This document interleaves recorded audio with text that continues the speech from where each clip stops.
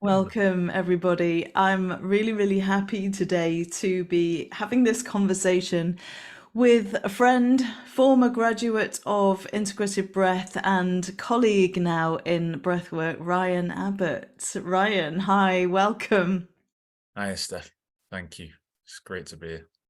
Yeah, it's really good. I mean, I'm sure you're like me, where any opportunity to talk about the breath is a great opportunity. I just want to introduce you to people who won't know of you and your work. But Ryan is, as I said, a graduate of Integrative Breath and also Oxygen Advantage trained now as well, which he went on to do after completing our training.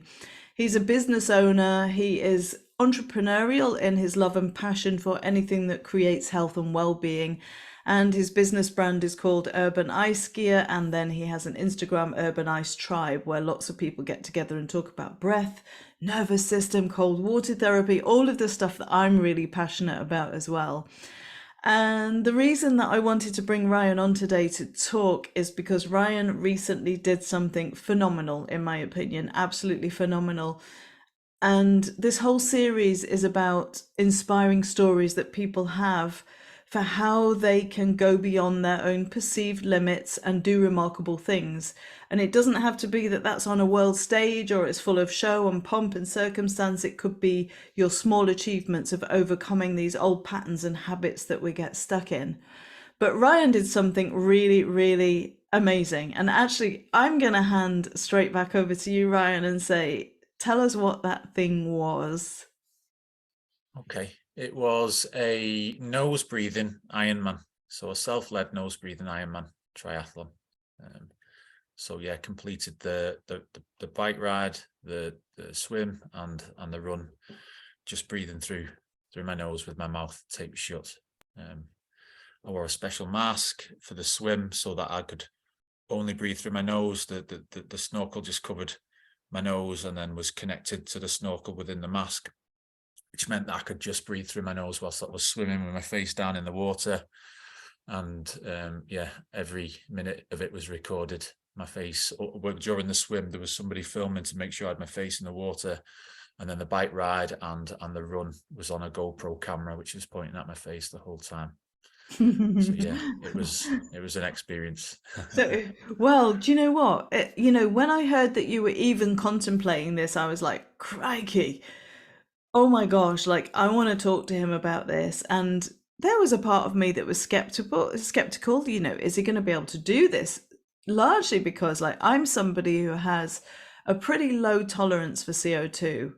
And so my journey into breath work has been very much about increasing that capacity to remember to nose breathe more, to retrain my breathing patterns. And, when we get into exertion, the most natural thing that we tend to do because of the way that we are is to start breathing in through the mouth because we get air hunger and we feel that we're not breathing deeply enough. So, what was it like in the first place? I mean, what kind of spark came to you that said, this is what I'm going to do and this is why I'm going to do it? I guess the initial spark came in a coaching call with one of my mentors, Stephen Green, who just completed a back-to-back two back-to-back Ironman with no sleep in between, which was a record. And we were talking about it in a call. There was a number of people on the call, and he at that time he challenged everybody to do a half marathon. He said, I can do this. Everybody's got a half marathon in them. And I piped up on the call, because I don't like to keep my mouth shut for too long. And I was like, I can't do a half marathon because I was about 8 years ago. I fractured my spine, I herniated a disc in my back. And it's that herniated disc that continues to this day to still cause me issues, and decided that I couldn't run. And some other guy on the call said, you can, it's all in your head. And I was so cheesed off with what he'd said. And I was like, you don't know. And I came off the call kind of in my victim of like, this is not possible. I can't do this. How do they know? And I sat with it, and I was sat with the reaction that I had to it. I just questioned, have I done everything to allow me to run, to do a half marathon? And I thought, well, he never said run a half marathon. He just said do a half marathon. And I thought, well, I can definitely walk a half marathon. That's for sure. And then then just kind of grew then into, well, maybe I can run, and what could I do that would help me run? And I got some compression tights, I got some really thick Hoka running shoes. I started to go in the ice bath every day. I bought a barrel. That was when I got my first barrel, and I started to practice nasal breathing regularly as part of my training, as part of my daily routine. And another big thing is I decided to take it slow, something that I'd never really done before. It was like, this is not about how fast or how quick I can get there. This is just about getting there.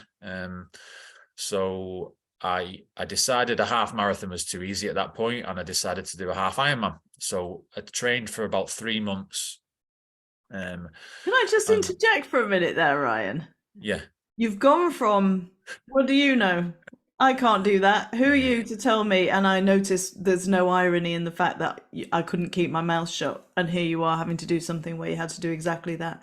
But you've gone from that place to, actually, I'm not just going to do a half marathon, I'm going to do a half Ironman. For people who are listening who don't know what Ironman is one of the world's hardest triathlon challenges.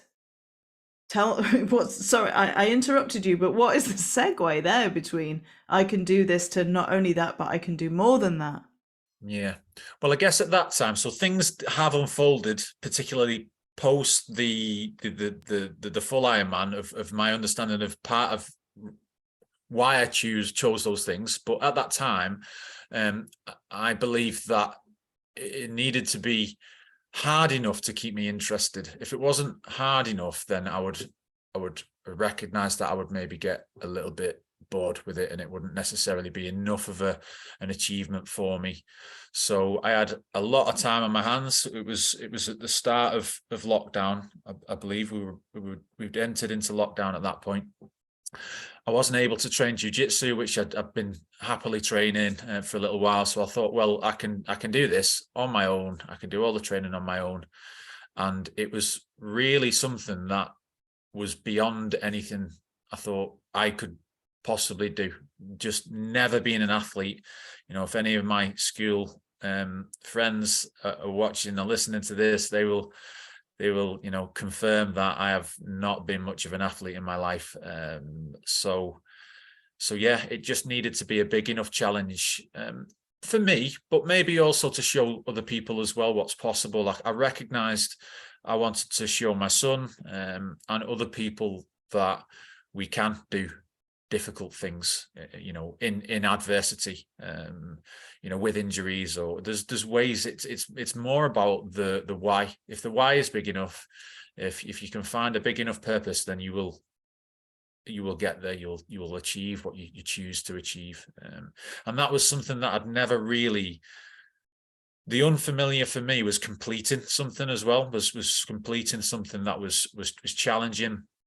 And I had started to do that in my life. I completed the course with you, and things were starting to come together in that regard. But as part of physical activity, it was something that I'd never really followed through with. So yeah, it needed to be hard enough to keep me interested, I guess, is the short answer.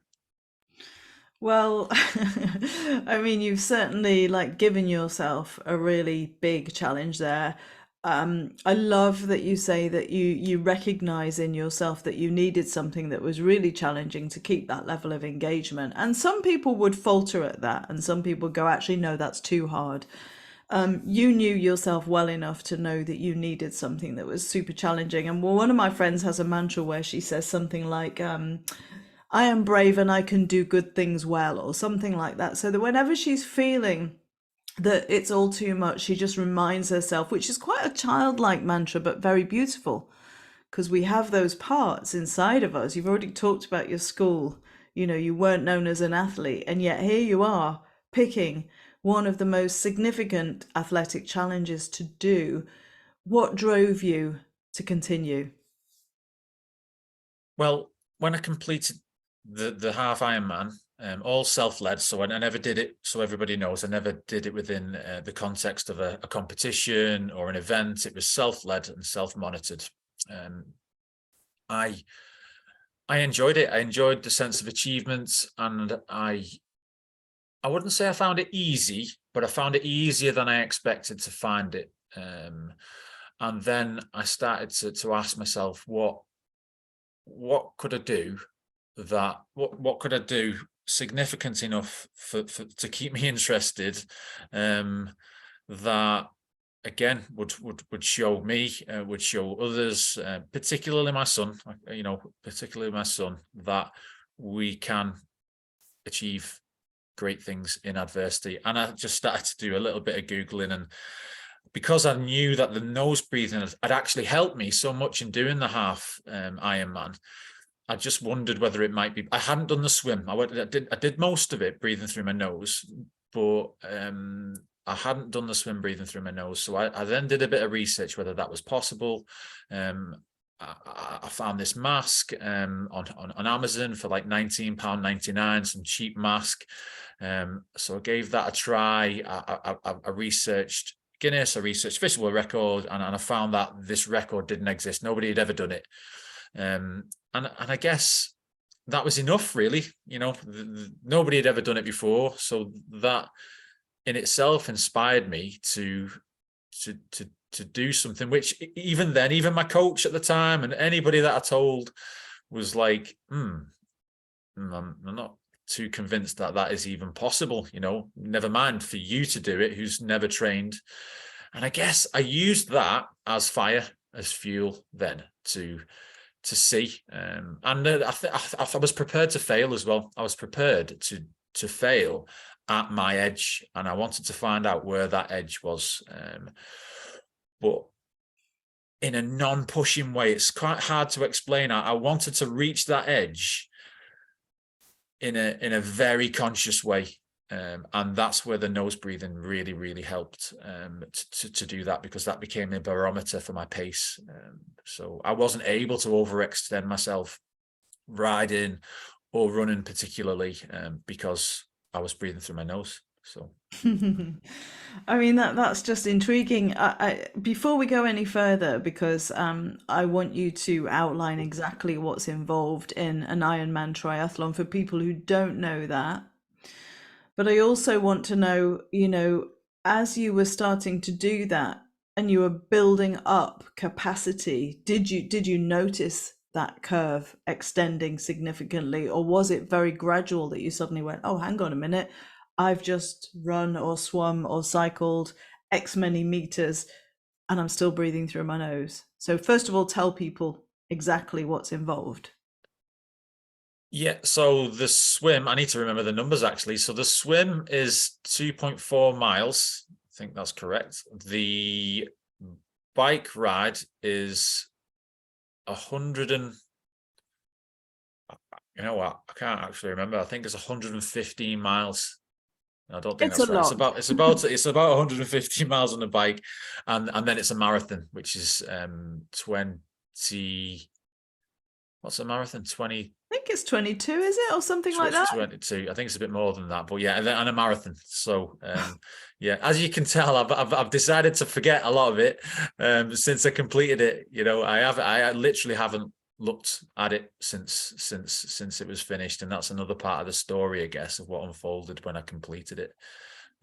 Yeah, and I really want to come to that, Ryan. But apart from the fact I was asking you about this capacity building up and whether you sense that, you said, oh, I've not been athletic, and then suddenly I noticed that, yes, I could do this. But I'm pretty sure that that level of training and that level of commitment and devotion and practice would have had an impact on other parts of your life, maybe relationships, friendships, family. Did you notice that, or was it a breeze? Yeah, no, it wasn't a breeze. No, it was very, very hard. The amount of time that it took, I had to compromise. It became the priority, really. It became one of the priorities, and the things that compromised were my primary relationship with my partner, my business, often myself, anything outside of training that I might have needed, just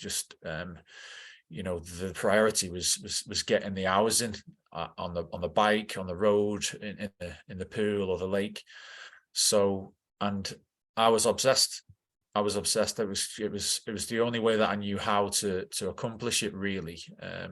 The training was much harder than the day, much harder because it was over a long period of time, and the way that you do train for that kind of event, which I was totally naive to. And I think it was a good thing that I was so naive to it, because I don't know whether I'd have signed up for it if I'd have realized how challenging that it was. But I'd take myself out on some runs and I'd be in tears. I'd be in tears for so many different reasons. The fact that I'd actually made it out on this run at this time of the day, and the conditions, and the fact that I was doing what I was doing, and the challenges, the compromises. It was very emotional. It was a very emotional experience for me. It was.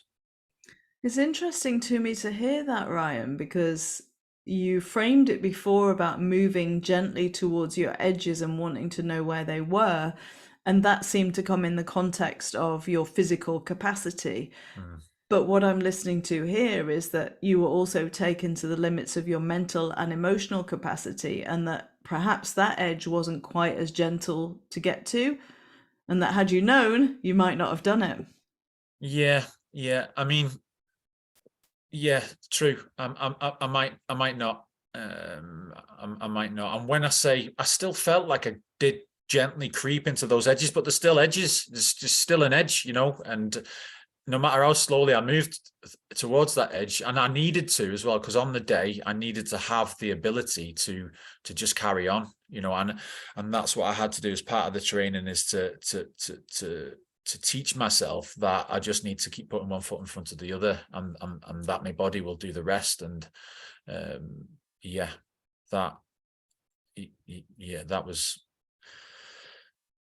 was what it was. I guess it was an emotional process for not just me, for for my son, for my partner, for my family, for all involved. Really, it was an emotional time, strained time. Yeah.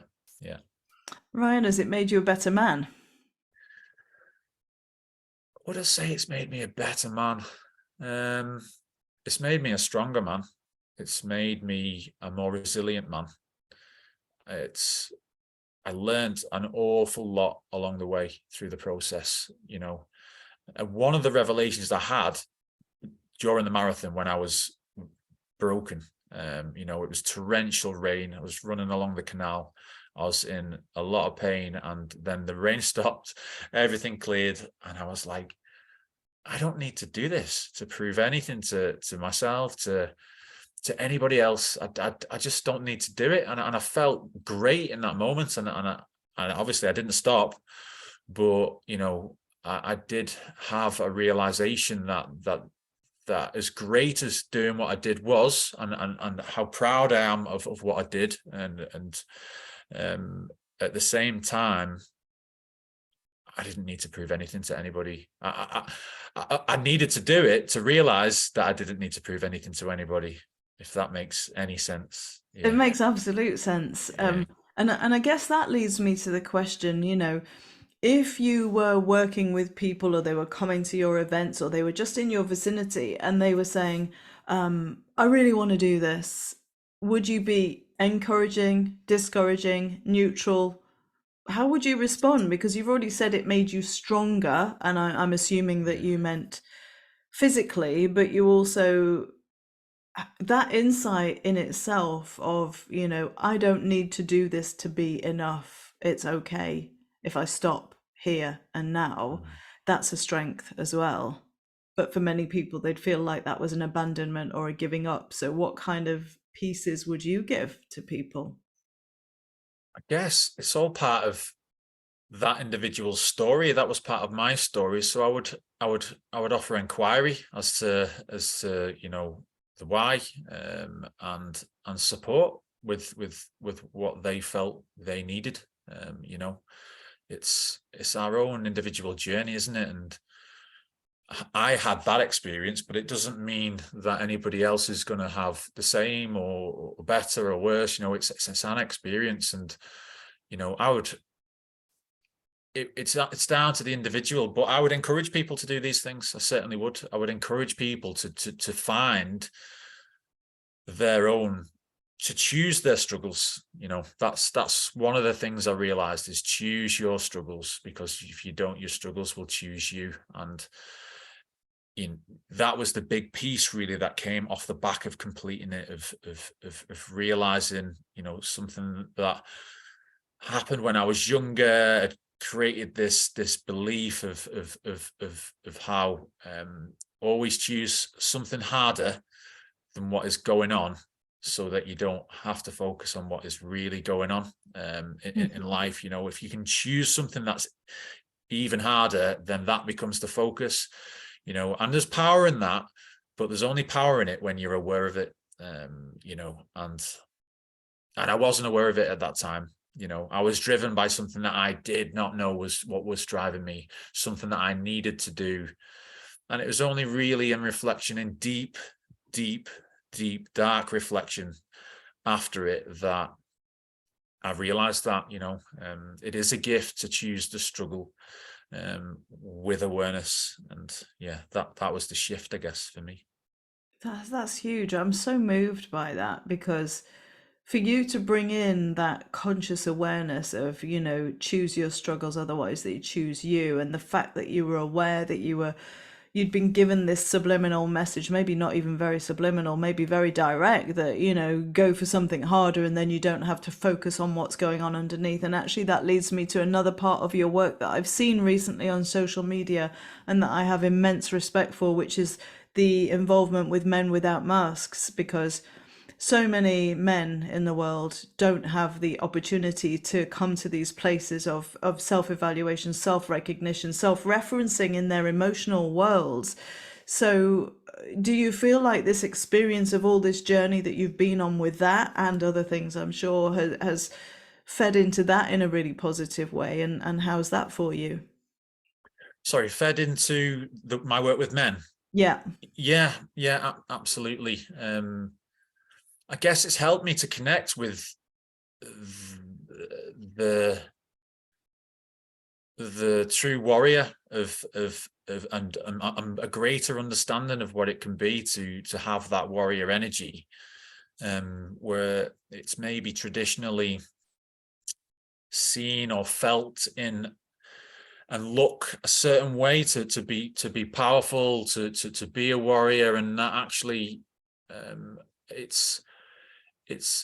it's helped me to embrace that part of me and be more accepting of that part in others. When our warriors are very different in different people. And yeah, I guess that doesn't fully answer your question, but it's given me a greater empathy for what we would maybe class as anger or aggression, and how that shows up a lot in masculine work. And it's given me a greater insight into the importance of anger and aggression. And it gets stuff done when we are able to understand it and channel it, and channel it. And I guess that is been a massive part of my journey, is harnessing that energy of anger, of aggression, and channeling it into purpose. And I often see that with other men, that maybe, some men might shy away from that energy. Other men use that energy as a way of as a mask, and then it's always in the middle. It's the sweet spot is kind of always in the middle. And I guess the experience with the triathlon has helped me to pendulum, and kind of balancing, somewhere in the middle of all that. Yeah, that really makes sense actually. And I don't know if you saw this recently. You know, I follow lots of people in their podcasts who are men talking about mental health and interviewing a lot of male guests, and follow other people on Instagram who are sharing stories. And there's been a recent expose of Liver King and steroid use. And I saw him being interviewed by a well-known comedian yesterday who was going, "Hey man, you know, like you don't have to be like ripped. You don't have to lift heavy shit in order to be a good man. You know, you've got a family, you've got a wife. Were you a good man today? Did you take care of your family? Did you step into your heart?" And he really, really, he was kind of putting him on the spot, but you could see that these questions were landing of, you know, that right use of masculine power. And of course, you know, anger and aggression and all things are genderless. So I'm not saying it's only masculine power. We're talking about in the context of men's work, Yeah, because of course. I do think that it's something that many men have become afraid of because they've been demonized for it, or they've demonized themselves for it, or that's wrong. And same for women, of course. We've been told that anger is unladylike and inappropriate and that we should be good girls, etc., etc. And I'm deeply moved to hear that the experience and the consciousness that you brought to that marathon and everything that you discovered about yourself on the way, about the choices, about the way that you use energy, emotion, drive, what's making you do something, are now like really coming into all the different aspects of your work. So I'd like to just move on to the next pieces of your work, like what else you do on a day-to-day basis that you'd like to share, that people can find out more of your gift and your skills and your talents, and what inspires you and what lights you up. Well, I mean, we've touched on it already. It's cold water therapy, I guess, is a massive part of my daily practice. And yeah, so yeah, every day well, most days, I'd say 6 days out of 7, I would have a dip in the cold water, of anything from, 1 degree to 13, 14 degrees, whatever temperature that the water is. And that just has a massive effect on the rest of my day. I when I don't do it, I see a difference in how I feel and how I sleep, and I've also witnessed in how I've helped and supported other people to get into this practice, particularly in connection with the breath and being able to down regulate and use the cold as a tool to help us to test our own self-regulation as it activates us and down regulate, and I've just seen some transformational processes with people just simply going into the cold, with a deep awareness of themselves and how they feel, then more connected with nature, more connected with themselves, and then when we start to bring that into a consistent practice, that's when the real transformation occurs. When we do things consistently over a period of time, not just one-off ice baths or one-off breathwork sessions, but real change is the small steps that we take regularly. So yeah, that and breath work. I teach breath work. I teach conscious connected breath work. I've got a container actually, which we're in the middle of at the moment, a group. We're meeting on Sunday. I also take people into a beautiful lake in Wigan. We have community dips twice a month, and yeah, and lots and lots and lots of other stuff as well. I practice as a coach. I use my psychotherapy qualification to support people in unraveling the stories, and it all kind of comes back to presence. Really, all the work that I do is helping people to become more resilient to being in this present moment and having the skills and the resilience to just be here now. And yeah, it all kind of comes back to that really. And then all the benefits that come from that, our relationships, our businesses, our health, everything just tends to just improve from that focal point of presence. Thank you. I mean, you're really walking your talk, and I respect that enormously, because that's actually where the challenge is. Because for some people listening to this, they'll be like, daily cold shower, daily cold dip. No, thank you. And we want to stay in that comfortable place because it's unknown. It's not pleasant the first time you get in cold showers, cold water. Everything starts moving. All the stories about why you want to get out and why am I doing this and blah, blah, blah. The point is, as you've said, you start to notice that you feel different. You start to notice that you feel better. You start to notice that you have the capacity to regulate your nervous system in environments that aren't those environments. They're your day-to-day environments, which is typically where all the stresses are coming at us. Because if you're not putting yourself in a cold lake, of course, you're not going to experience that level of stress. But if you're going to work and you've got a really like hostile environment, for example, and you're daily experiencing stress in your nervous system, your cortisol's activated, your adrenaline's firing, we're putting ourselves under so much pressure. And with social media growing so exponentially, on the one hand, these messages can get out there, and isn't that wonderful? And on the other hand, people are feeling even more of, I'm not enough, I can't do that. So this present moment awareness work that you're talking about is the heart of everything I do as well. How do I connect more, first and foremost, to myself, so that I can then connect with another human being and life, the spirit of life, because none of us know how many breaths we've got or what's going to come at us in the next moment. So I really want to honor and acknowledge that you've highlighted that. I'm in complete agreement with you that it's the practice. We can all go to a cold water dip. We can all go to a breathwork session. Not all of us can run an Ironman marathon, nose breathing only, by the way. Huge accolade to you for that. What an achievement. What an incredible achievement. But it's the practice and it's the day-to-day implementation of what we learn about ourselves in those moments, isn't it, that makes the difference? Yeah.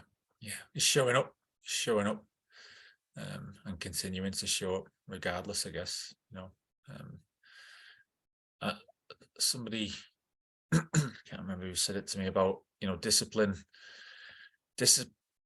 Motivation is a bonus. It's about discipline, and the discipline of showing up is like we show up. We've made a decision, we show up, and we don't need to look for motivation because we've showed up. We've made a decision to do something. It might feel challenging, but we're going to do it anyway. Until we choose different. Basically.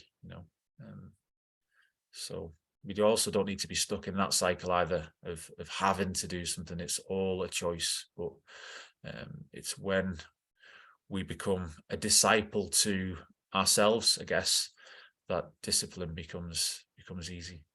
Yeah, I like the fact that you've just highlighted that etymology there, the root of disciple and discipline, because I used to hate the word discipline. I'm a bit of a rebel in a free spirit, and I used to see it as something that was containing my freedom, whereas now I think actually it's what brings me my freedom. Without it, I'm kind of floating around, kind of in the ethers going, oh yeah, I might try that. I think I'll do that. Oh no, that's too hard, And you've just put yourself through this very, very first-hand experience of what hard feels like. I'm not saying there won't have been many other moments in your life that have been hard, but the more we can bring them into that conscious awareness, the more we can transform them. So Ryan, what's on your plate now? What's alive for you right now? Where do you see this work taking you going forward in your life? So I've got a big year planned, 2023. Lots of collaborations in the pipeline. Some corporate events, some big group events. I'll be growing my work with a couple of charities. I've got a big charitable event in February, actually, at a lake in Bolton. And yeah, lots more dips and experiences for people. We are starting to kind of find venues around the country. We've got one up in the northeast, Kip and Nook. We'll be doing some events up there throughout the year, and also down in the south as well. So yeah, a full exciting year. I'm really looking forward to next year. Actually, a lot of stuff I feel has come to fruition for many of us. I think it's going to be a big year. Yeah, and great. It's because it's coming to fruition through your presence, through your hard work, through your devotion, through your discipline. And I'm just super grateful that people like you are putting these messages out into the world, putting the good stuff out into the world. It moves me deeply. As the mother of a 22-year-old son who's can't at the moment for lots of reasons, but pretty invested in extreme sports. I'm going to make sure he listens to this interview so that he can hear what it is to bring the consciousness to the extreme and extreme sports, and the ways that we can bring more mindfulness to our practices. So I really, really want to thank you for that alone. And we're going to make sure that we link all of Ryan's places where you can find him below this video on YouTube. So please go and check him out and find out more about his work with men, with cold dips, with ice baths. Go check out his company if you want your own ice bath, and I can strongly recommend them because, like you, I noticed that it makes me feel good. Do I have resistance? Yes. I move in waves with that, and maybe other people who are listening will relate to that as well. There are times when there's not much resistance there. There are times when there's huge resistance there. Probably the times when there's huge resistance there are the times when I need it most. But thank you for bringing this message of health, determination, achievement, connection, and all of that into today's interview, Ryan. Thank you, Steph. It's been a pleasure. Yeah, go well, and I look forward to seeing where your 2023 takes you. You've already said you're excited. I'm excited for you. Thank you. Thanks so much.